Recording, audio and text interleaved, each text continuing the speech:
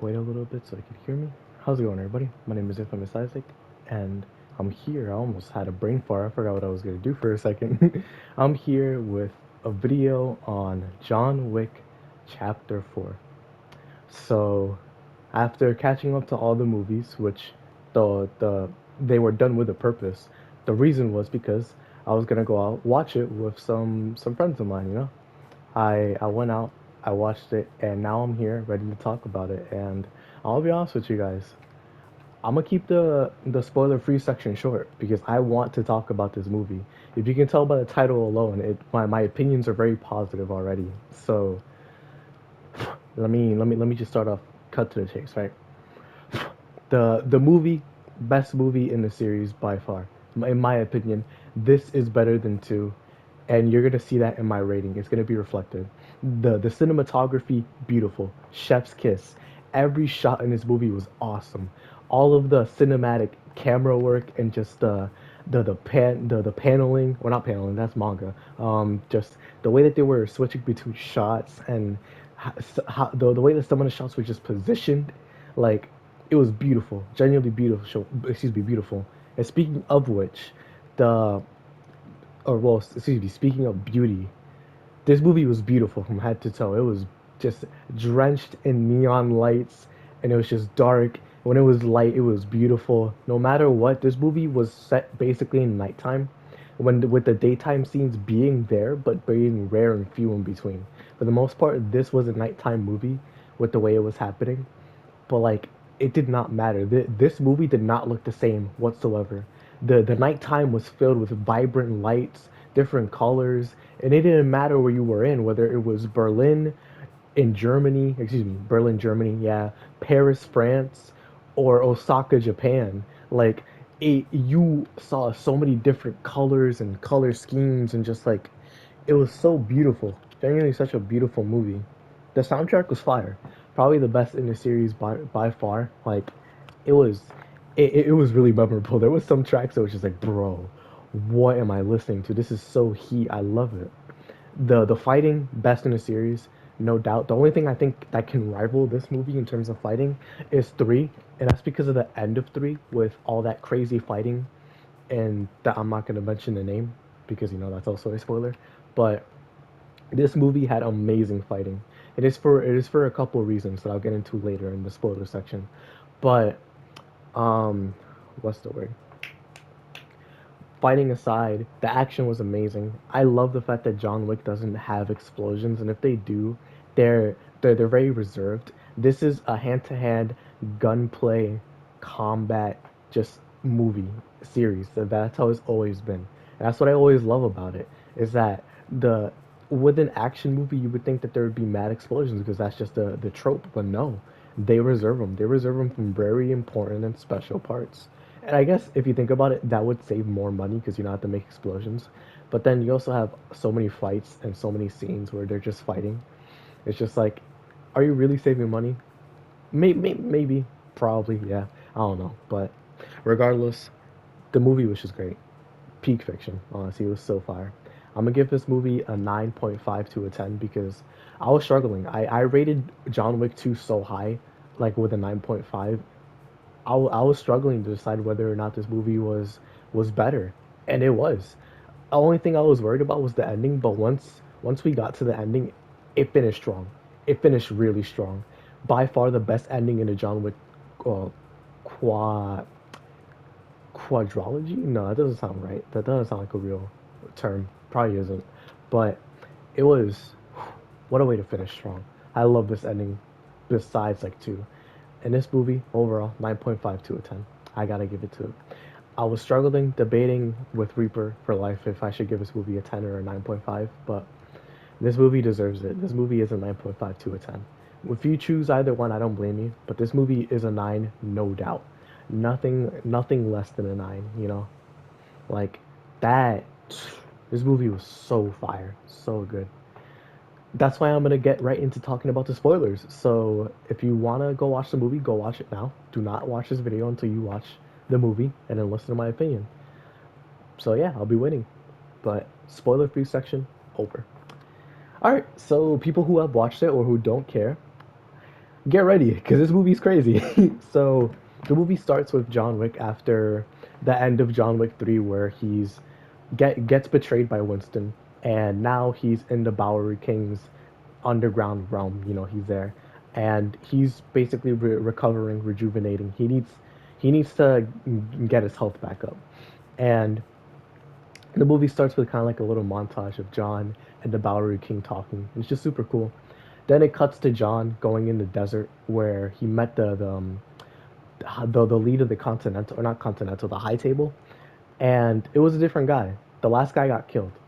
I don't remember if it was from natural causes, or excuse me, if he died from natural causes or what. I don't remember, but he's dead, and now it's a new guy. And John shows up and he's like, "My ring. Where is my ring?" And the guy's like, "That ring disappeared with the last guy who had it, and that was the last guy before me, the last elder. So nothing I can do about that, buddy. It's not gonna end with me. If you kill me, there's gonna be another one and another one." And he's like, "All right, cool." And then John just shoots him and leaves. That man was on a desert chasing a black horse, on a black horse, and just showed up, told him, "No, we don't have your ring," and then shot him, bro. Genuinely crazy. But after that, we we cut to Winston and the Continental, or we meet our main villain of this movie, which is Marquise. And I gotta say it right now, this guy is my favorite villain out of the entire like 4 movie series.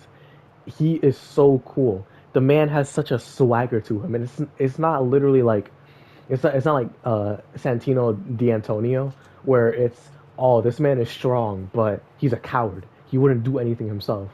This man feels like he can do something by himself, but he's not strong. Like, he's also a coward, but it's because he has the power of the high table, because he's a part of the high table. And it's just so cool because the man uses his power. He uses fear. He uses money. He uses affluence to get his way, and he's a genuine threat.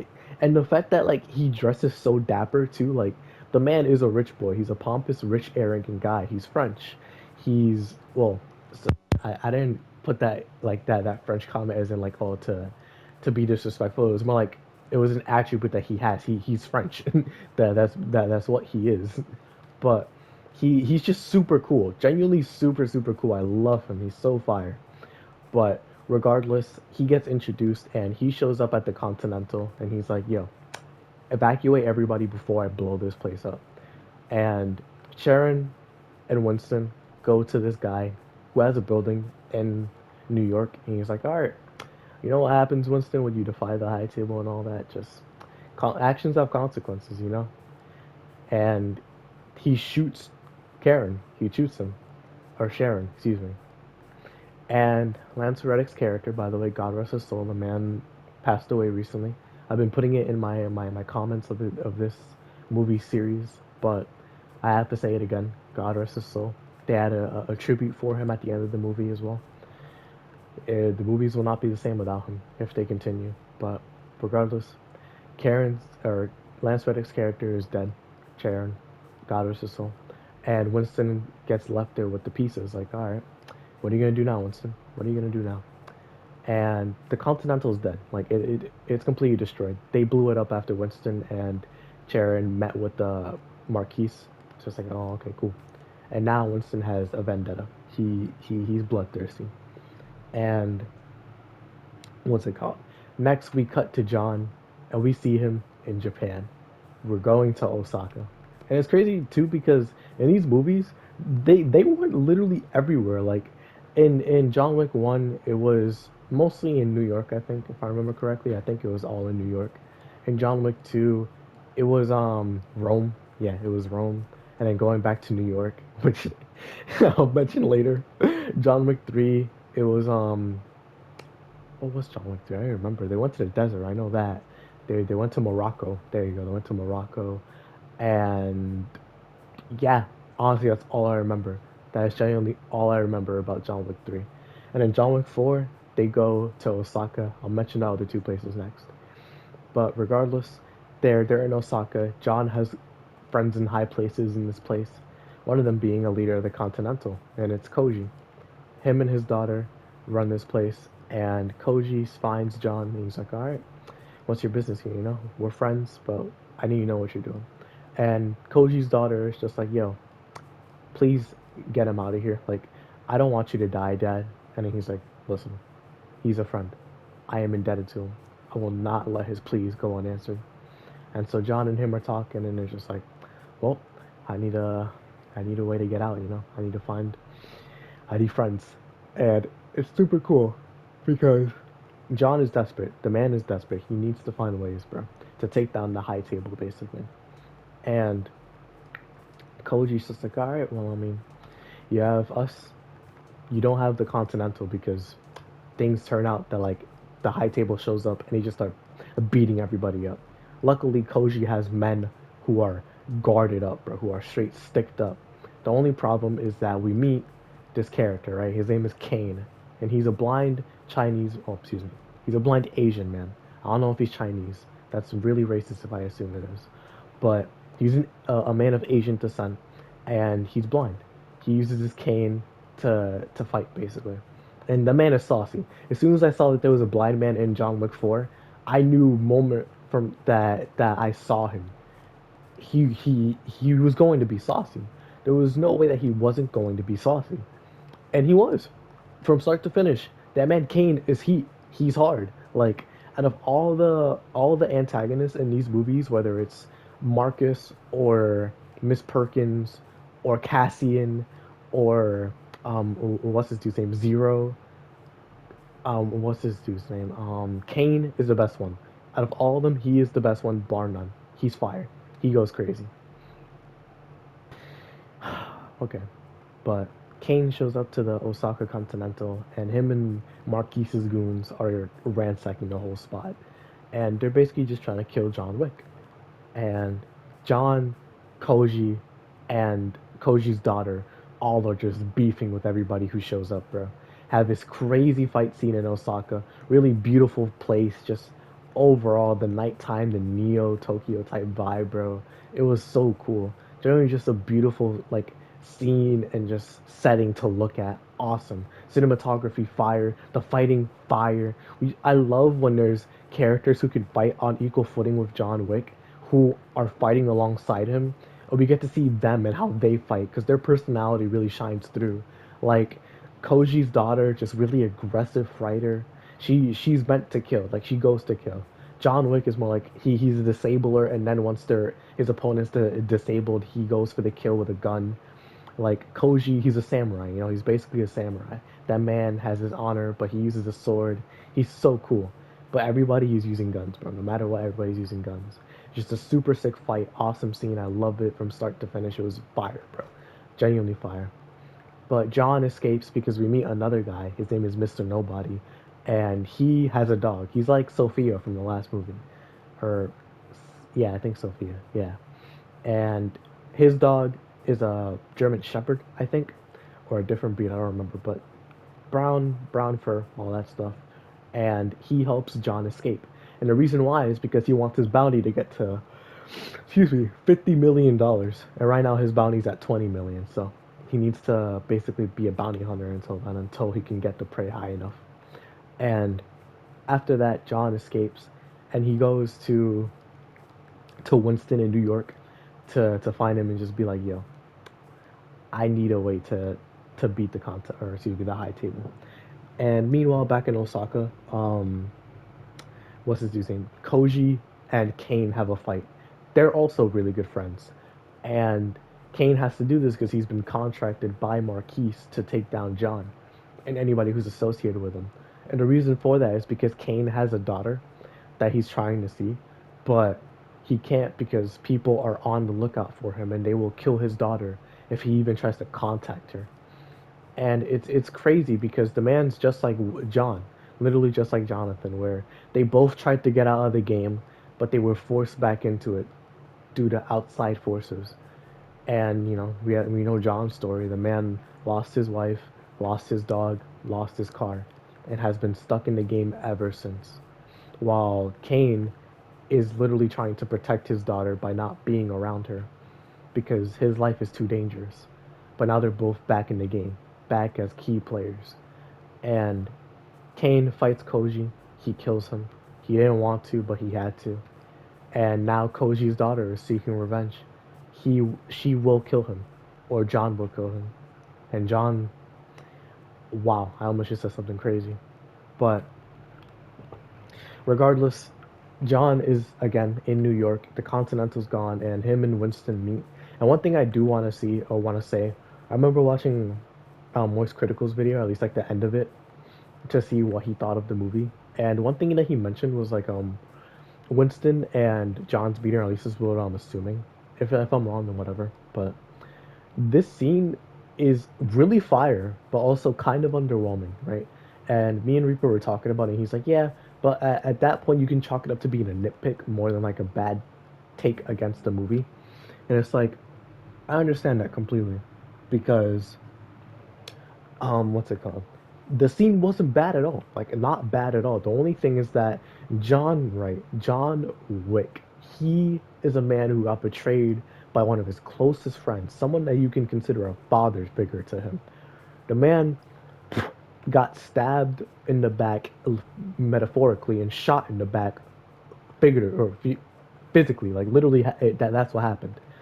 And the man goes there and he sees that Sharon is dead and like of course, paying your condolences, paying your respects.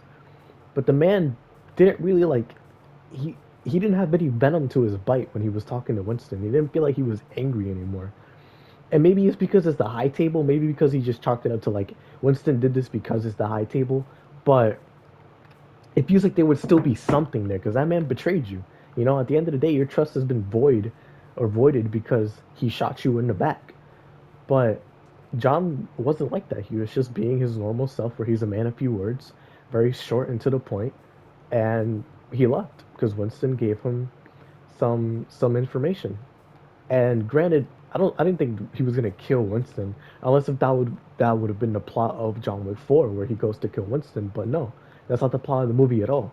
It's a completely different plot. It's to take down Marquise and the High Table, basically. And Winston gives him the method to take down the High Table by giving him the choice, like, yo, you can duel him. You can duel him in the old-fashioned methods by using the methods against him. All you have to do is just be a part of a family and get their backing. And then after that, come to me and I'll be your supporter. We'll duel him together. And he's like, all right, let me get a family then. And he goes to Berlin to find a family, people who he knows, and they force him to go and find somebody else. If he can kill him, then he can be a part of their family.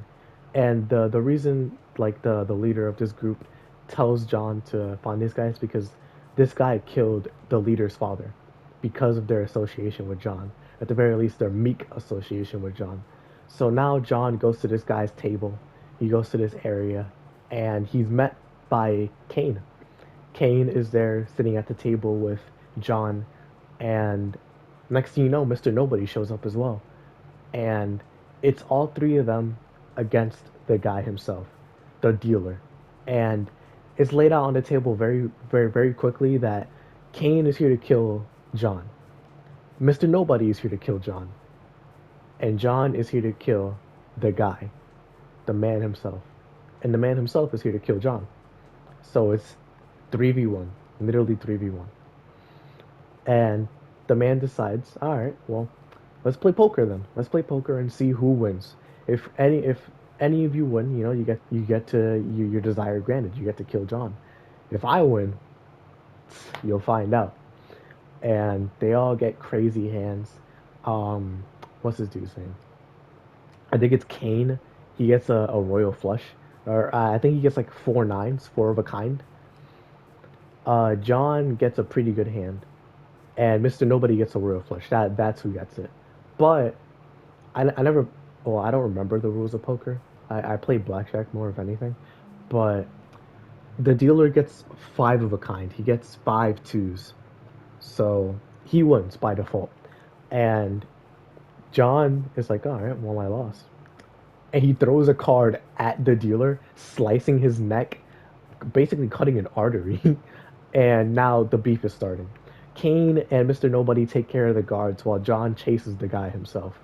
And this is where we get to the Berlin nightclub scene, which Reaper says is his favorite.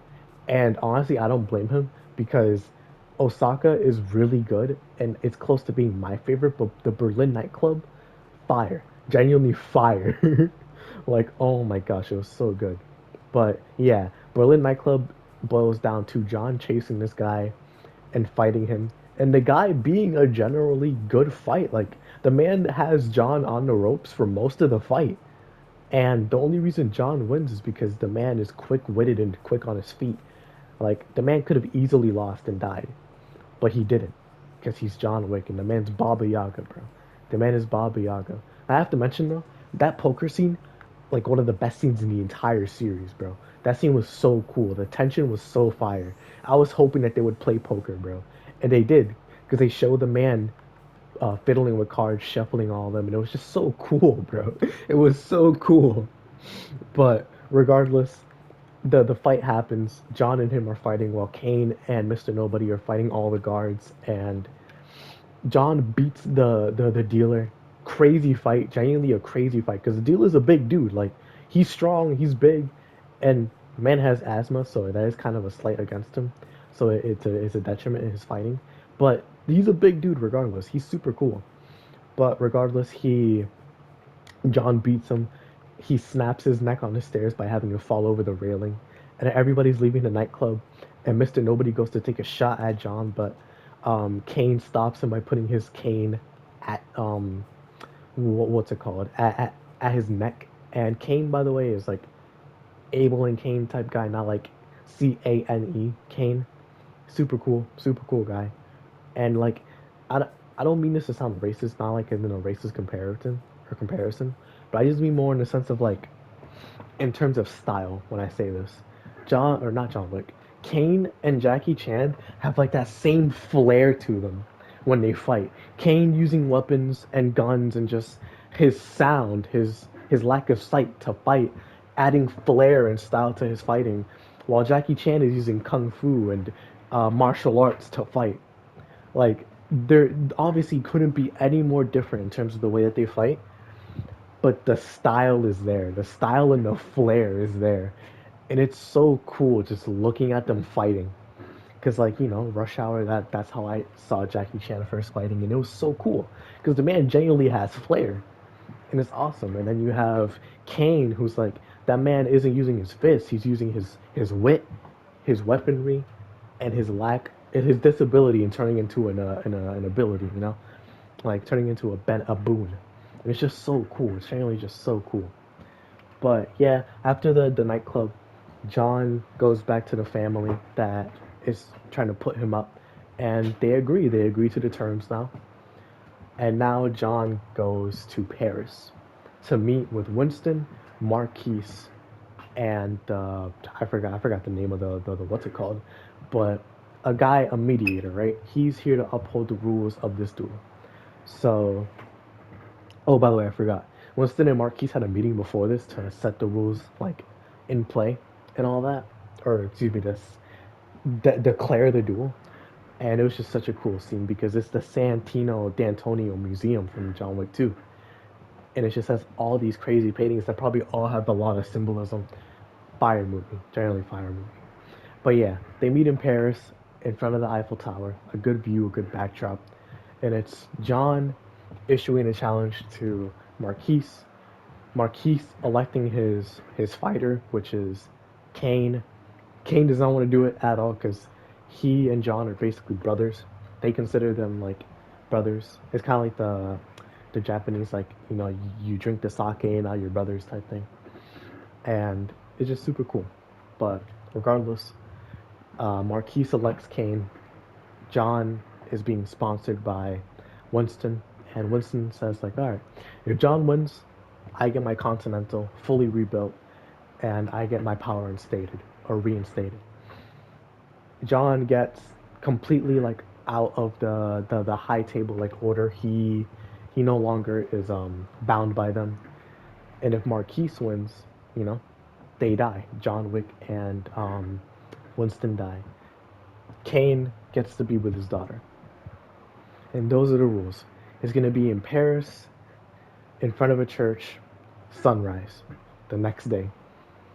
So now John is with Winston and the Bowery King, just getting him ready, all that stuff. And before they go, he goes to a church to pray. Cain is there, and they're just chilling. They're talking. And it's just like they're really sad that they have to do this, that they have to fight each other. But it is what it is, right? They're assassins, and he knew what they were getting into. They do it with professionalism. Nothing personal. Goodness. So he goes underground in Paris. Bowery King's there because he's expanding his reach, and Winston is there. And they're all talking, and it's just like, all right, John, if you were to die, what would you have on your gravestone? Winston said that he put friend on Charon's gravestone, but he doesn't know what he would put on his. Bowery King would say, long live the king on his gravestone because he already has a maid. And John said, um, I forgot what it was. It was like, oh, husband something. I like it was basically to match his wife's gravestone from John Wick 1. I forgot what it was. I'm sorry I'm butchering it. It's just I forgot what it said, but it's basically to match his wife's gravestone. And it's super cool. It's such a cool callback to the first movie. Like John Wick throughout all this, he never forgot where he came from. He never forgot about his wife. That's the reason why he keeps going. The man's basically a specter, a ghost now. He doesn't have anything to cling on to in the real world. Like the man lost everything, almost everything, except his life. But now we get to Paris, where the rest of the movie takes place. This like section, just Paris nighttime getting to the duel, is crazy because they set a bounty on John, increasing it from 24 million, which was like at the end of Osaka, to like basically $40 million. That man is a wanted man, and it's just so cool because we see so many action set pieces of him getting a car, getting run over 3 times, falling off of a 4-story building and surviving, literally having to fight people with incendiary rounds in their guns.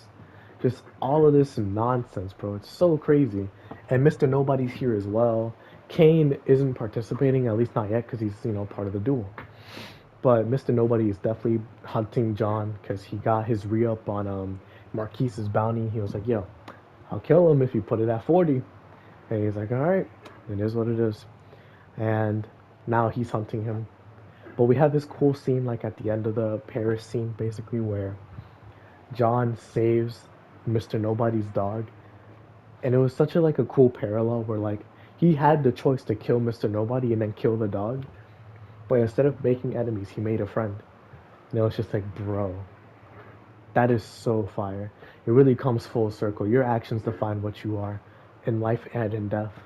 And it's just like, bro, I'm so glad that John still had a soft heart. Like the man is a good person, just a really bad guy at the same time. The man is a villain, no doubt. The man kills so many people. But regardless, they make it out of that area where they were in. And just by the way, I have to mention the action in Paris and the shots, the the um, the camera work, beautiful, it's fantastic. The lighting, the action, just everything, the set pieces. Oh my gosh, so good. But he leaves where Mr. Nobody's at, and now he has to walk up like 6 flights of stairs. That's just going straight up to where the church is at, and he has to get there before sunrise because if he doesn't, he's dead. So now John has to fight like a wave of people coming at him. And the man is just fighting. He's fighting and fighting and fighting until he almost gets to the top of the steps. But then Marquise's guys pull up on him and knock him all the way down to the very beginning of the steps. And the man was rolling like Chad from Bleach, bro. It was genuinely crazy. That man was rolling for so long, it seemed like it was prolonged by the actor himself, by Keanu Reeves. Like it's literally that long for how he was rolling. Like it was crazy. And next thing you know, Kane shows up and he's like, John, we gotta get there. You don't want to get executed now, do you? And he's like, yep, yep. So him and Kane are now fighting together to get to the church. and they're just beefing, bro. They're killing everybody. Kane with his flair, and John with his cold but effective methods, bro. It's genuinely so crazy. They're just they're just killing everybody. It's so fire. It's so fire. And then the guy who leads Marquise's group, he's fighting John, and John's very injured. Like the man's cooked. He's struggling, and Mr. Nobody repays the favor that John did for him by killing the guy and having his dog bite his nuts, which is just crazy because like these dogs in these movies always be doing that, bro. Like they generally just always be doing that. But regardless, the dog pees on his head. And when I was in the movie theater watching this, everybody clapped in the theater when that guy died, like standing ovation, clapping more than they did with the actual ending. It's like the ending was bad. It's just people wanted him dead because he was beating up on that dog. He was the one that ran over the dog earlier in the scene. He was the one that was about to shoot the dog that John stopped. And he was the one that died to the dog in the end. It's fire, super fire. But in the end, they get to the church, they climb the steps, and now the duel at sunrise begins. Kane versus John, Marquise versus Winston. The duel of the century is here. So they set it up, they agree to the terms, and they walk 30 paces and they shoot. They hit. Both of them hit. They both graze each other's arms. They walk 20 paces. They hit. Now they walk 10 paces. And here's where it gets crazy. They shoot, but John doesn't shoot. Only Kane shoots. So Kane wins the duel. He didn't kill him, but John didn't shoot. So he lost. And now Marquise takes Kane's gun, and Kane is like, "So is my daughter good?" And he's like, "Yeah, of course." And he's about to go kill John, and Marquise is like, he points the gun at him, and Winston is like, "You arrogant son of a gun." And Marquise looks over at him, and he's like, "What?" And Winston's just like, "The man didn't shoot." And then John pulls out the gun again and then shoots at Marquise dead in the head. No way of missing. He shoots him straight in the head. And then the guy overseeing this entire thing is just like, "Well, isn't this quite the conundrum? You lost the duel, but you killed him, so you guys both get your way." Kane gets to his amendment, his deal uh, verified, basically, yeah. So he gets to see his daughter. He gets to be with her now. While John, any of the high table business, you're free of it. You're completely good. You're straight. Winston, you're gonna get your Continental back. You're gonna be chilling. And this duel is officially over. The business is concluded. You all are free to go. Kane goes over to John. He's like, "My brother." They just have a sweet sentimental moment, but he leaves after that. And then Winston and him are just like, "Yo, Winston, can you bring me back home?" Winston's like, "Of course." And then John goes down the steps and he collapses. And then we pan to the Bowery King and Winston in a funeral. And it's John's gravestone. And it shows him next to his wife with the same subtitle, except instead of wife now it's husband. Loving husband, I think. I think that's what it was called. And that's the end of John Wick, with the after credit scene being Kane going to see his daughter, but the lady from Osaka, Koji's daughter, is going to kill him because she's in the crowd looking for him, and that's where it ends. But John Wick is dead. John Wick, the crazy assassin, the man who killed 3 people with a pencil, Baba Yaga, is dead. He died. He lost the duel. Like that was the first time we ever seen him lose to anybody. Like he lost to Kane, his basically like not blood brother, but brother nonetheless. Like he lost. That was such a fitting way to end it because like Kane was so cool. That man felt like, yeah, if anybody, if John was gonna lose to anybody, it would be Kane, because that man was sauce, sauce beyond comparison. If he lost to Cassian, okay, but I don't see that happening. Him and Cassian were dead even. If he lost to Zero, I did not see that happening whatsoever. But he lost to Kane, and that I believe wholeheartedly. That man Kane was fire, so fire. And it's just like this movie overall, I'm doing it a disservice trying to describe it. This movie, you need to watch it. It was such a spectacle. From start to finish, it was just peak John Wick to the point where it didn't even feel like it was John Wick anymore. It was just an experience. It was amazing. The action was crazy. It was different, but it still felt the same. It was awesome, bro. The shots, the beauty of the movie itself was just awesome. The dialogue and the cold like lines that people were delivering, bro. Oh my gosh, it was awesome. The characters, Marquise was a fire villain, got what he deserved, but I still enjoyed his character nonetheless. Kane, Koji, his daughter, the family, the guy in the purple suit who's the dealer, all of these people. Winston's still a great character. John's dog, who we saw for like 3 minutes. The Bowery King is great as always. Mr. Nobody, Fire Edition, like these characters were so good. Probably the best in the series, bar none. And just overall, like if this is the last John Wick movie, it was a great ending. Wholeheartedly a great ending.